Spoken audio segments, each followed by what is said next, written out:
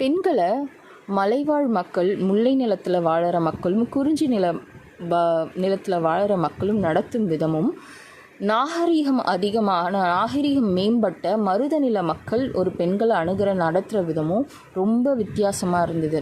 So இங்கே குறிஞ்சி நில மக்கள் பெண்களை யாரெல்லாம் கல்யாணம் பண்ணிக்க போகிறாங்களோ, கல்யாணம் பண்ணுற பெண்ணை தோளில் தூக்கிட்டு மாப்பிள்ளை தூக்கிட்டு வரணும் அப்படின்னு சொல்லுவாங்க.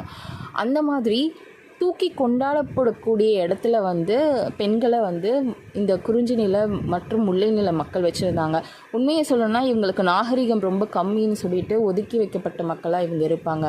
அதே சமயம் பொற்சுவையோட நிலையை பார்க்கும்போது கொஞ்சம் கஷ்டமாக இருந்தது. ஏன்னா பொற்சுவைக்கு ஏற்கனவே அது விருப்பம் இல்லாத கல்யாணம் தான். அவங்க தந்தையோட கட்டாயத்தில் இது நடந்திருக்கும்.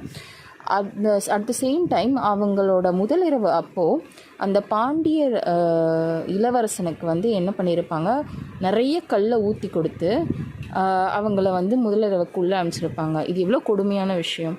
இது எனக்கு படிக்கும்போதே ஒரு மாதிரி அருவருப்பாக இருந்தது. ஒரு பெண் எதெல்லாம் சந்திக்கக்கூடாது, இட்ஸ் ஆக்சுவலி மேரிட்டல் ரேப். அதுதான் பொற்சுவைக்கு அங்கே நடந்திருக்கும்.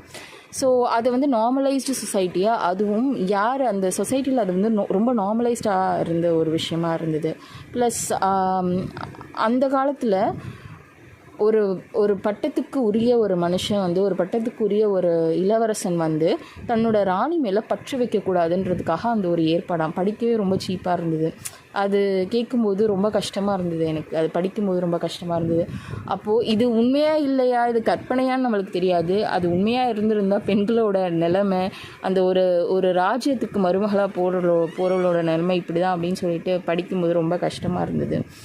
ஸோ கடைசியில் பொற்சுவையை மதிக்காமல் அவளை கொல்ற அளவுக்கு போகும்போது எனக்கு அந்த மருத நிலத்தோட நாகரிகத்தை பார்க்கும்போது கேவலமாக இருந்தது ரொம்ப.